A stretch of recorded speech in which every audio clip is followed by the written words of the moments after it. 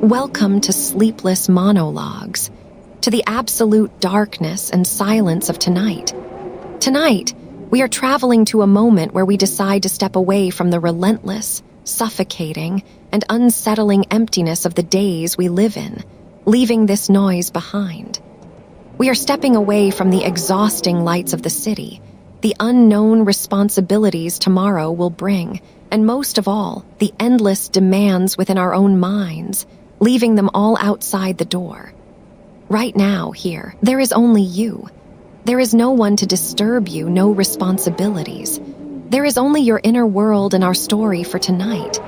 If these dark, forgotten, and silent corners of history bring you peace, if they help your mind slow down, please do not forget to subscribe to the channel and like this video.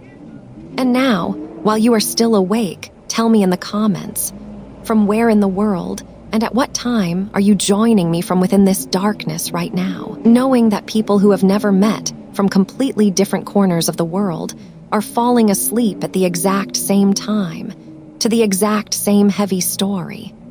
Believe me, this is a very ancient, very protective, and magical feeling that binds us together. Now calmly allow your eyes to close. Imagine that your bed is a fortress for you, and know that you are safe here. Release your shoulders, your neck, your entire body.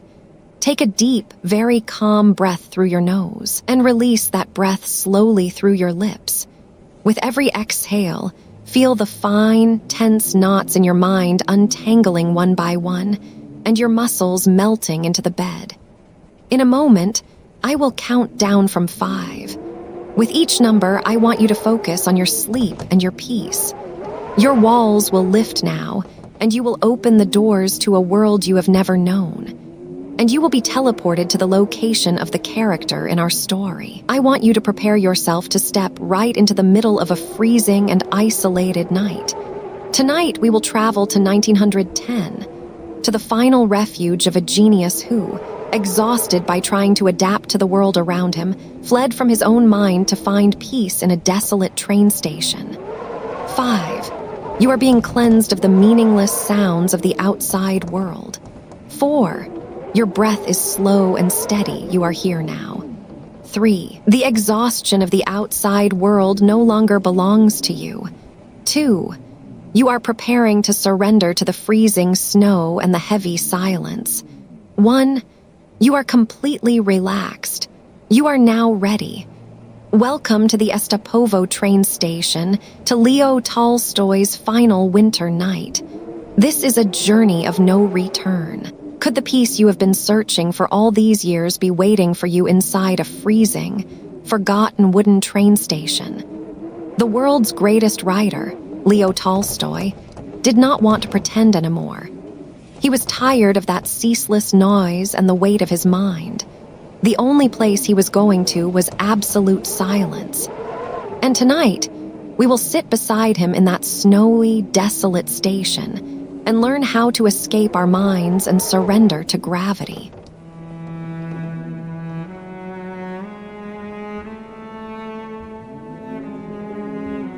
Right now, in this small, red wooden station forgotten by the world in Astapovo, I am listening to the freezing darkness outside pounding against the windows.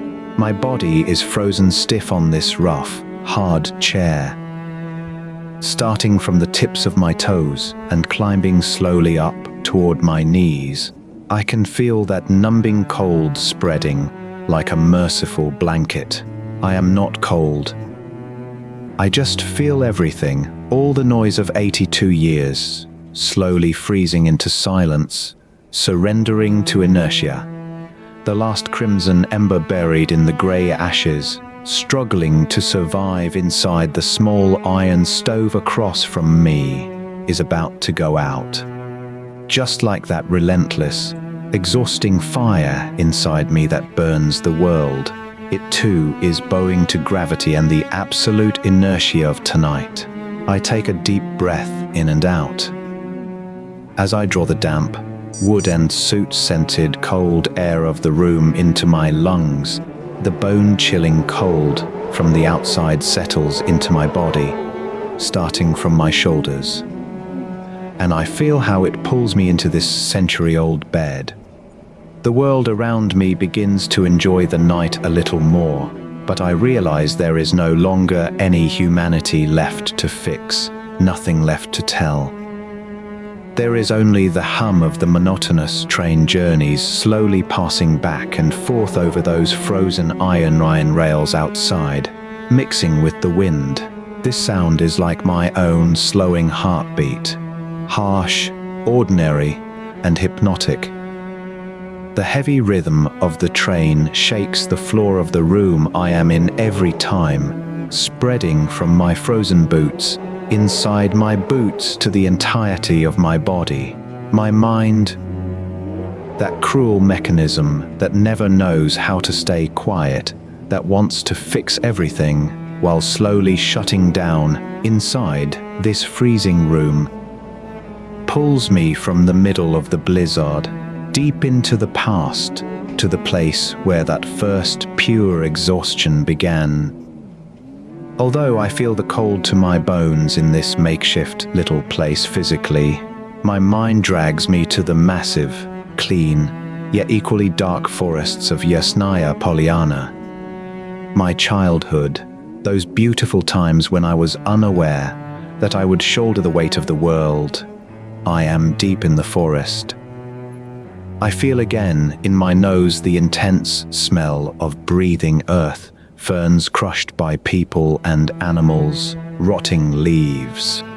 I was 7 or 8 years old, I remember very well.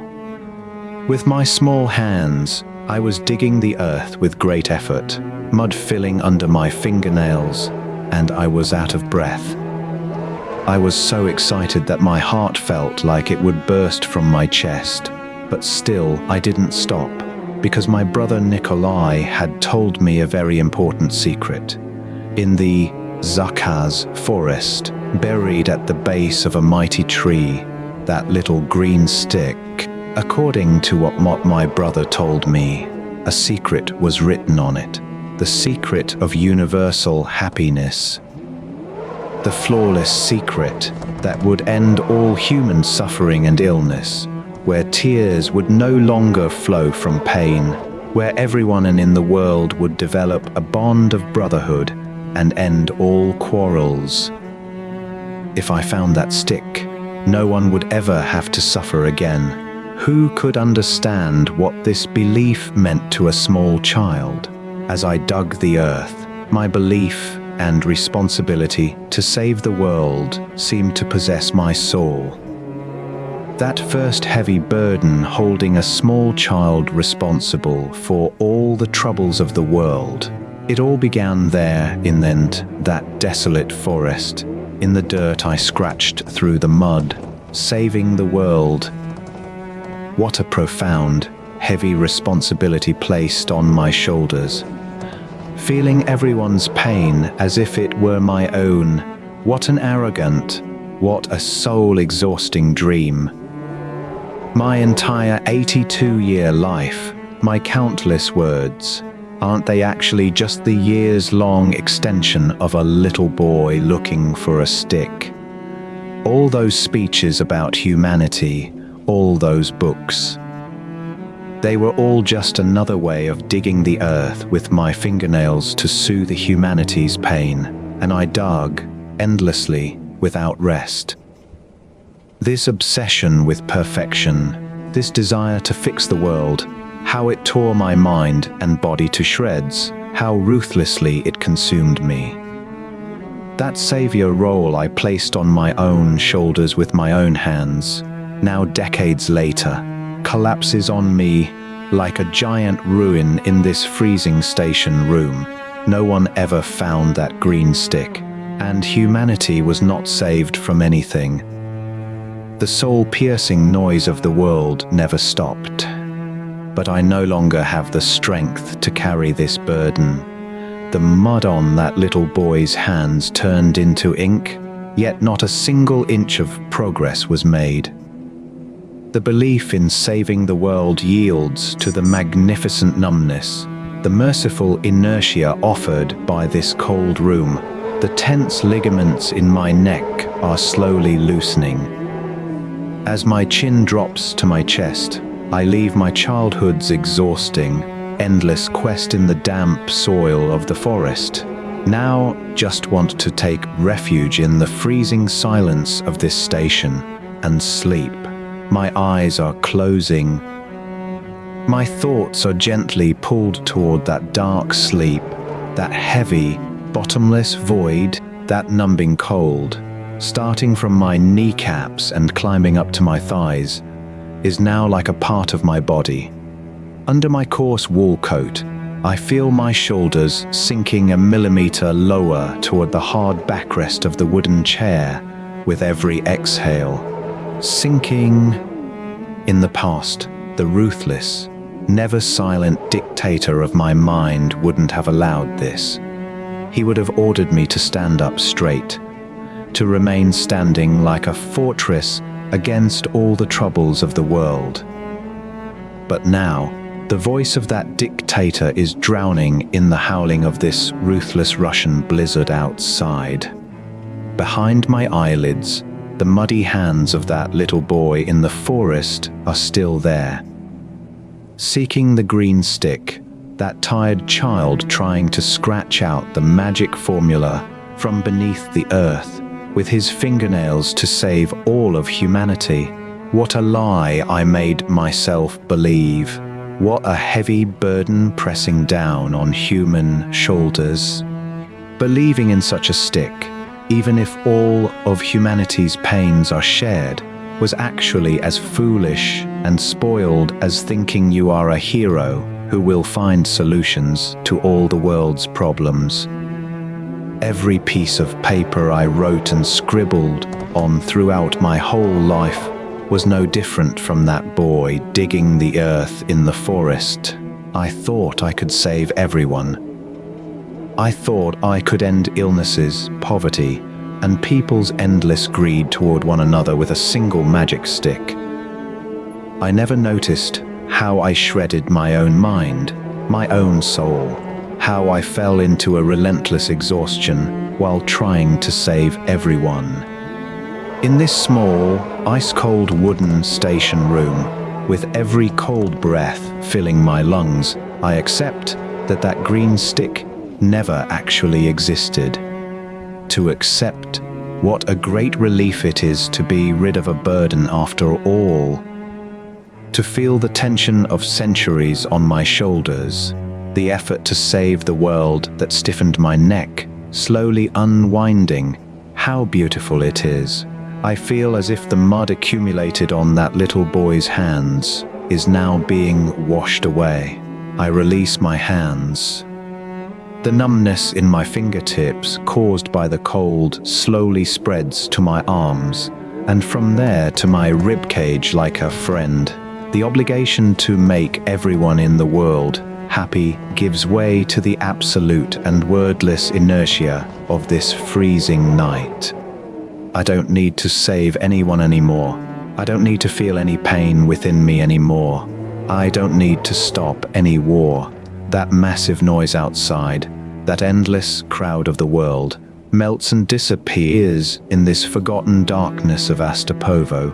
I look at the flickering, feeble orange light of the small gas lamp on the table opposite me. The light is so tired that it doesn't even have the strength to illuminate the dense, midnight blue darkness in the corners of the room, just like me. It too is tired of resisting the darkness. It wants to withdraw into itself, to fade out. My eyes are closing slowly. When my eyelashes touch each other, I realize once again how merciful, how inviting that darkness is. The never-silent clocks in my mind, that endless quest finally stops. I just breathe in and out. I simply surrender myself to the weight of this wooden chair, to the infinite compassion of gravity, without thinking of anything, without expecting anything. I grow heavier slowly, sinking deeper and deeper into that bottomless, peaceful void. The voice of that little boy, running breathlessly deep in the forest chasing a hope, is finally silent. The green stick, what an interesting name. Could a name be so promising to solve the problems in the world? How arrogant I was to think I found such a thing so easily, failing to realize that since everyone's problems are not the same, their solutions are not the same either, and thinking that the same solutions would be enough for everyone was very foolish. How late it is for a man nearing the end of his life to realize this now, as the hours advance, drawing closer to the numbing aspect of the cold becomes inevitable. My childhood mobility, my hopeful nature, is now replaced by watching the slowly passing train journeys. Everything slows down. To change the world was the most pitiful of my sins. I realize this. Not only are these not my duty, but I don't even know if they are anyone else's responsibility. Because I don't even know if someone wanted to solve this. Could they cause bigger problems? I guess we are approaching the era of those who will try this. I look at the extinguished stove opposite me. Not a single red spot remains inside.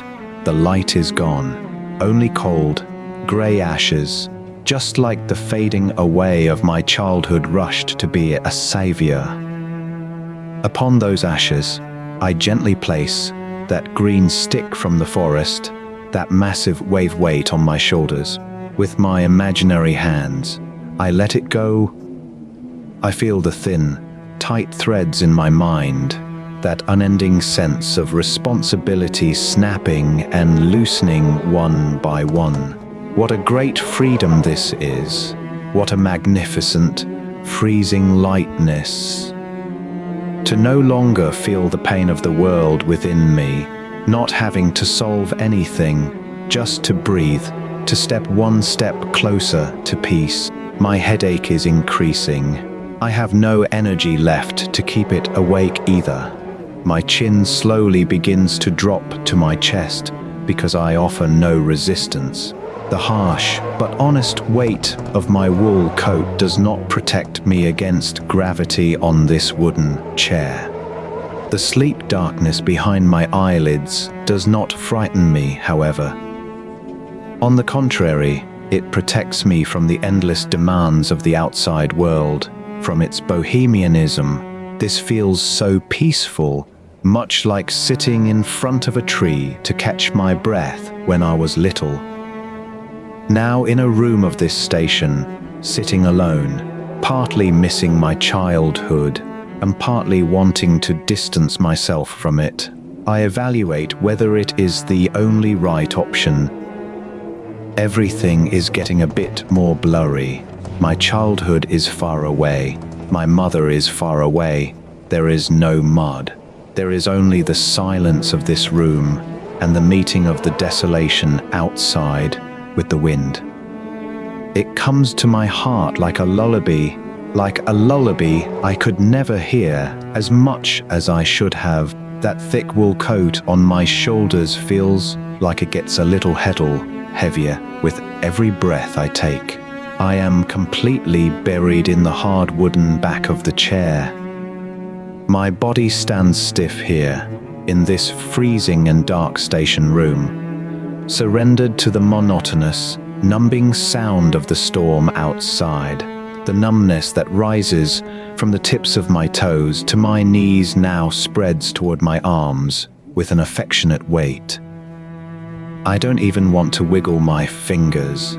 My entire connection with the physical world is just this ice-cold, soot-smelling air filling my lungs. But my mind, that restless, exhausting machine looking for meaning in everything, in defiance of my body's heaviness, slips through the darkness and glides far back toward the dazzling, noisy days of my youth.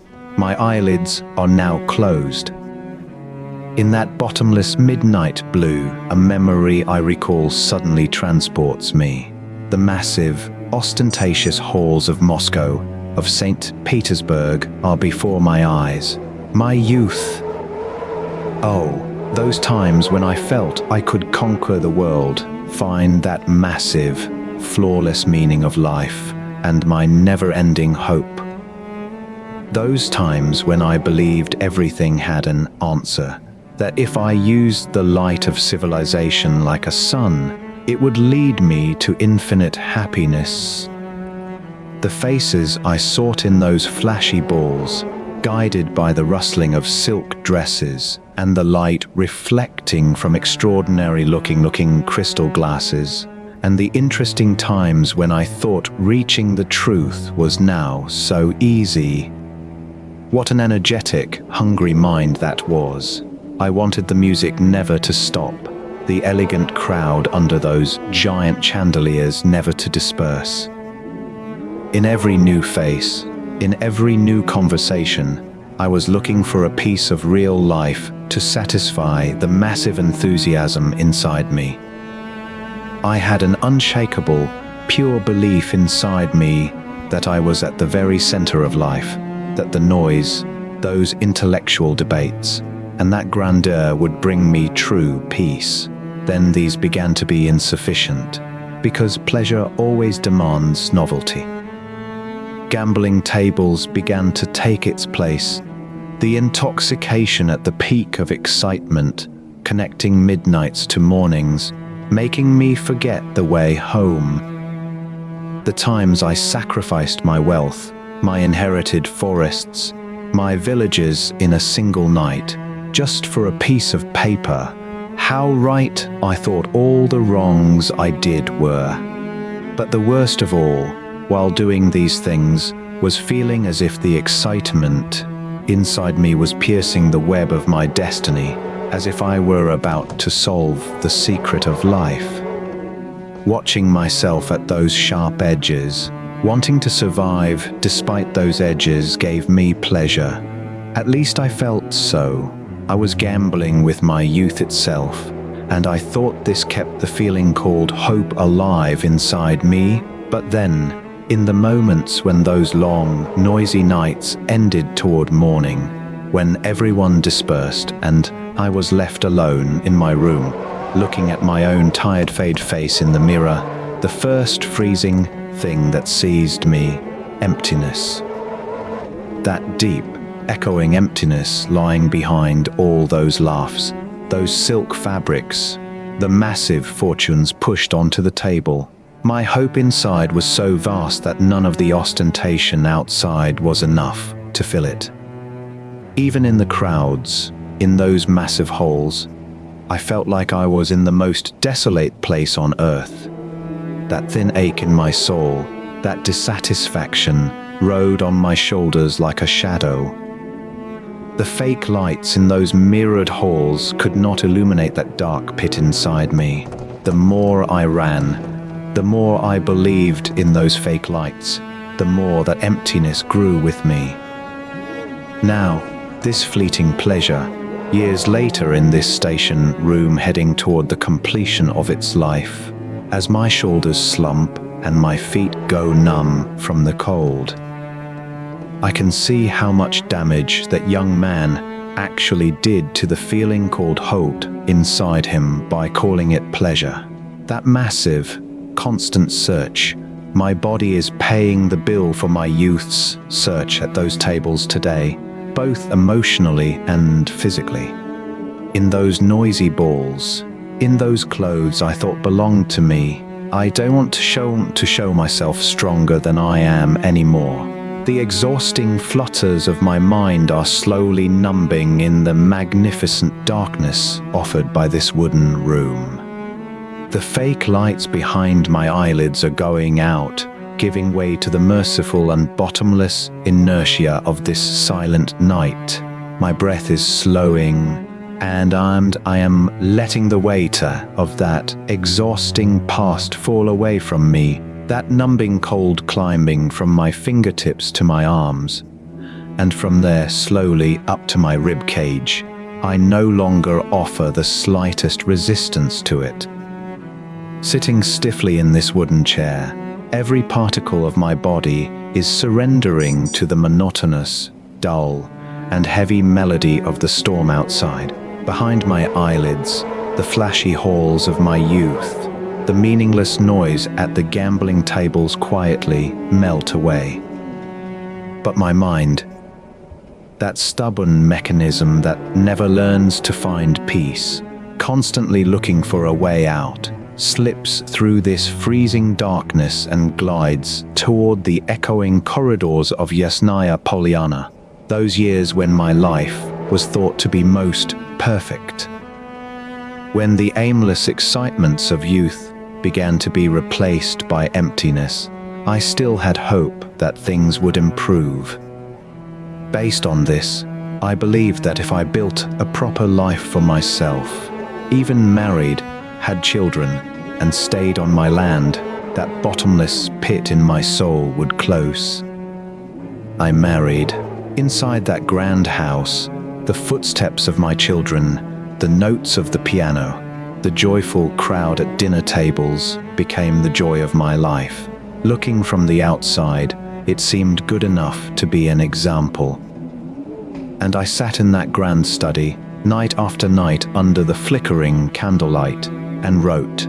I built new worlds with words. I poured wars, loves, the small, pitiful ambitions of people onto paper. The endless rustle of ink on paper felt like my soul's effort to breathe in the dark. As I wrote, I hoped to find peace for myself in the characters I created, to finally solve the great, unshakable secret of life. With every new page, in every new massive novel, I said to myself, this time I found it. This time everything will make sense. But everything I built with that hope, the millions of words I wrote, my massive growing fame, over time, all of it turned into a lead slab resting on my shoulders. People began to look at me as if I were a prophet, trying to find direction for their own lives within those thick books. What a great delusion. What a terrible irony. How could a man who could not quiet the storm inside himself, those moral crises, bring peace and tranquility to the world? That perfect life of mine, that magnificent library, was actually a golden cage I had masterfully woven. As my hope grew, my loneliness grew proportionately, even in our most joyful moments. When I returned to the silence of that study, I had to see the same emptiness in those tired eyes. In those days, my mind was fiery like a volcano, but my soul was like a mountain of ice. I understand much better now how tired I got from being crushed under the legend of the great Tolstoy I created myself, from the constant search for new meaning, and how I withdrew into myself. The storm outside is washing away all the praises, expectations, and hopes of the past. I don't have to explain anything to anyone here anymore. The endless typewriter sound of my mind is slowing down in the mercy of this night. Slowing down. All those words are fading away in the ashes of the extinguished stove in front of me. I just want to stop, stay as I am in this inertia, and slowly dive into the darkness of the night. That heavy, aching pressure in my chest gets a little deeper with every breath. I no longer feel my body, frozen stiff in this wooden chair. I only hear the low echo of my slowing, increasingly sparse heartbeats.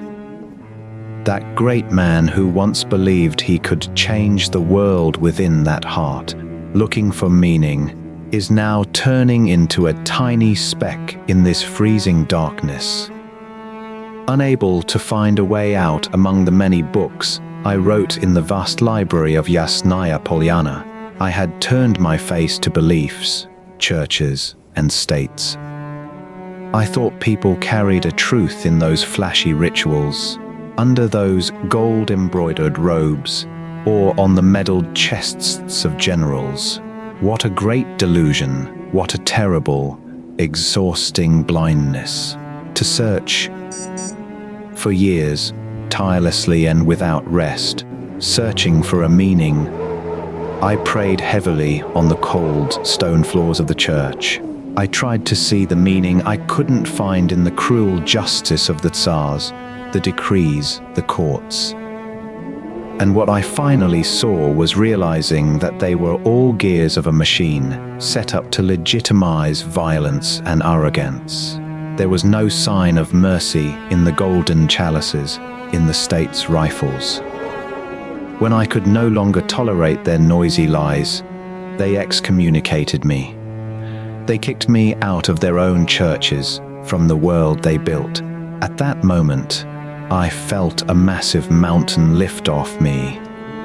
But what was even worse was the prison one builds over their own life. While expressing to the world that poverty, inertia, and giving up everything was a virtue, being an old man expecting service from everyone, constantly dependent on others, was the only war that tore my mind apart.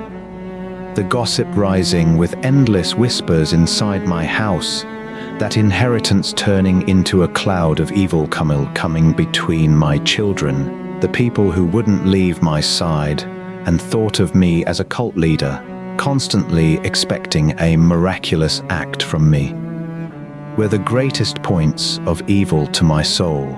That growing abyss between me and my wife, the diaries read in secret by candlelight at night, that feeling of guilt constantly turning in my mind.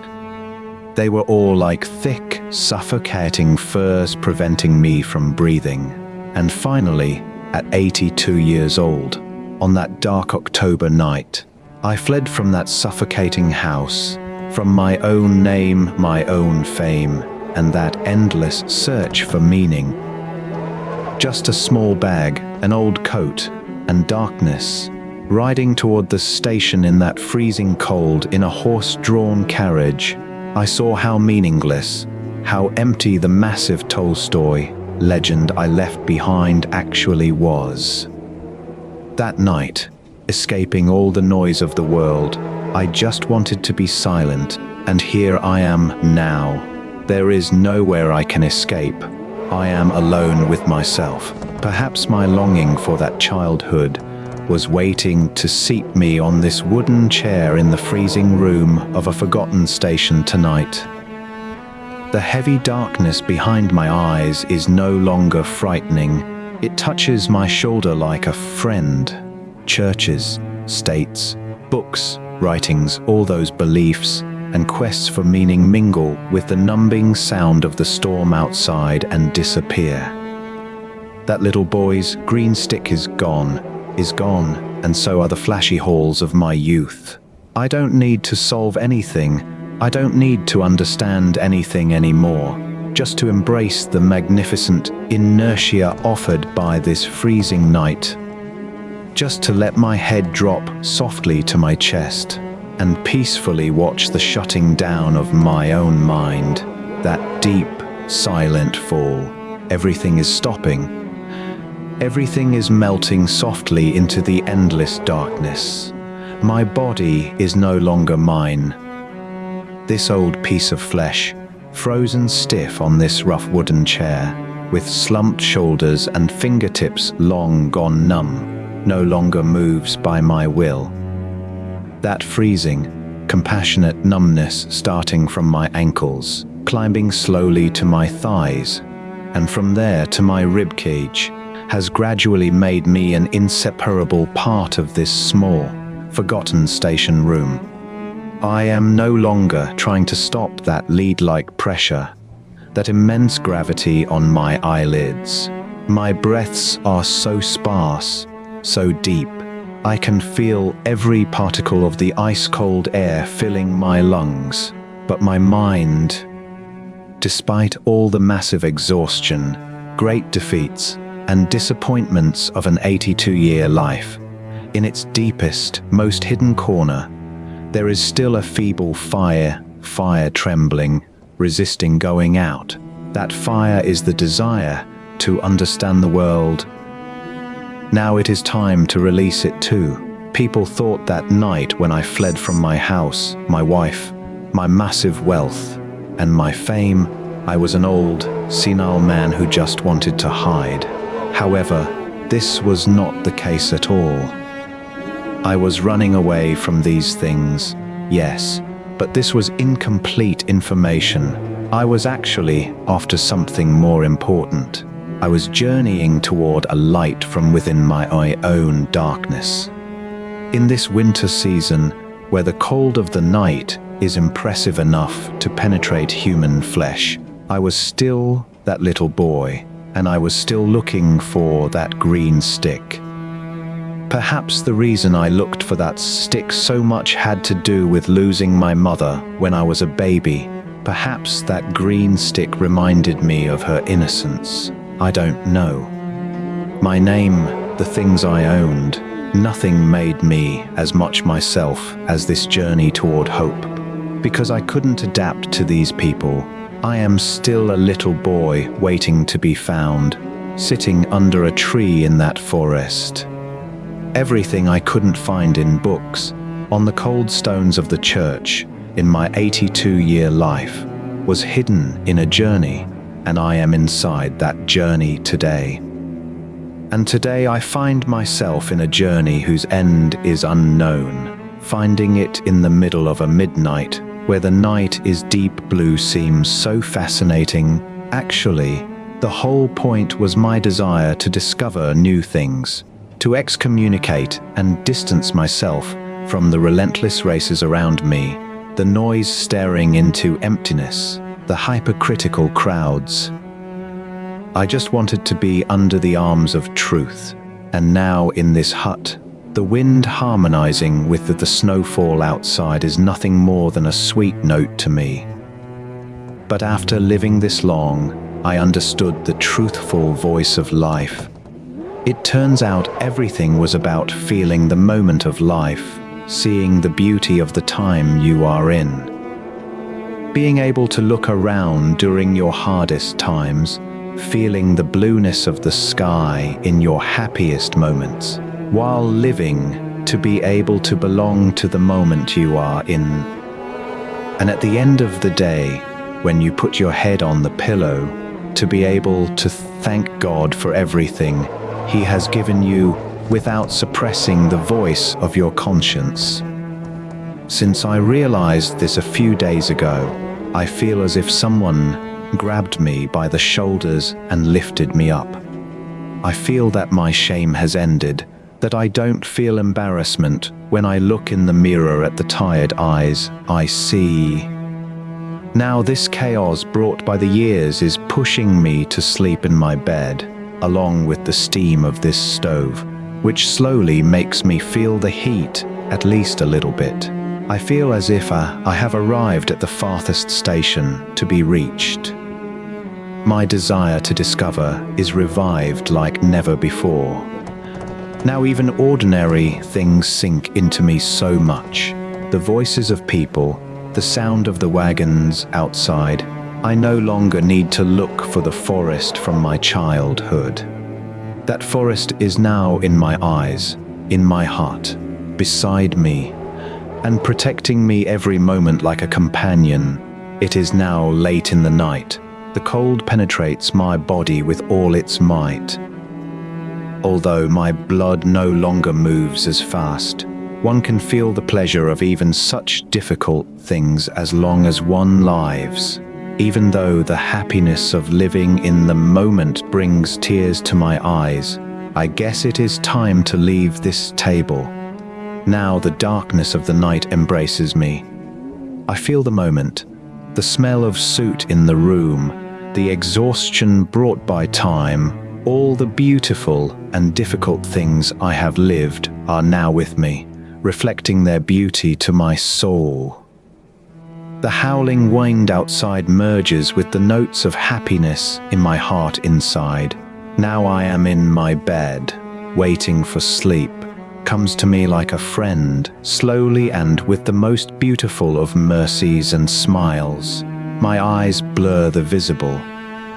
Like the cold, sleep penetrates my skin from my fingertips.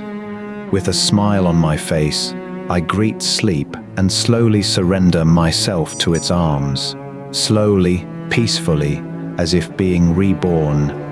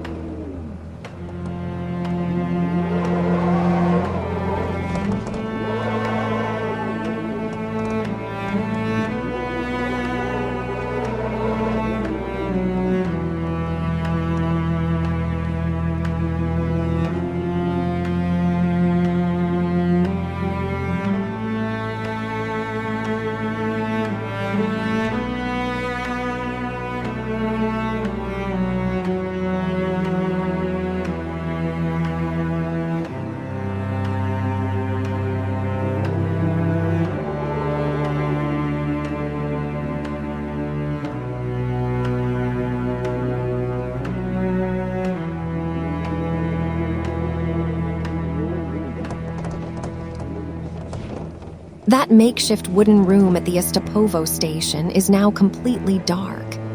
That massive mind, sworn to carry all the pain of the world on its shoulders, having written billions of words, having tried to fix everything, has surrendered to gravity and the absolute inertia of the night. His war is over. The stove has gone out. Thoughts have stopped. And now it is your turn. Allow yourself. Let your body and thoughts become one with the night in peace. Your day is over. You have done everything you needed to do today. Just like that tired rider, you too ran all day in the crowded rooms of your own mind, trying to solve things, trying to prove things to someone, trying to be perfect. But what you couldn't achieve, what remained unfinished, the meaningless and heavy expectations weighing on your shoulders, they are no longer the problem of tonight. All of them have remained outside the door of the room you are sleeping in right now, in a numb and distant void. Right now, inside this bed, in this protective darkness, you don't have to fix anything. It is not your duty to save the world, to shoulder the troubles of others. Your only duty right now is to stop. The time has come to pull the plug on that exhausting, noisy machine in your mind that talks constantly plans for tomorrow, and judges the mistakes of the past. Gently release those invisible lead weights on your shoulders, that stiff tension in your neck into the bed. Stop resisting the compassionate, indisputable, and merciful power of gravity. Let your body grow heavy, just like the ashes of the extinguished stove in that station. Let it bury itself fully into the soft texture of the bed. As you allow it, that weight will make you feel even safer. Let time flow entirely independent of you, outside of you. Time is no longer your concern. You don't need to hold on to anything. Your eyelids have grown too heavy to ever open again. Your eyelashes are sealed together. Your body has become an inseparable part of the bed. Your mind is gliding smoothly and safely toward the bottom of that bottomless, silent, compassionate ocean. Everything is fine. Everything is exactly as it should be. The darkness covers you with mercy. Now sleep, just sleep. Surrender to a deep, dark, and wordless sleep.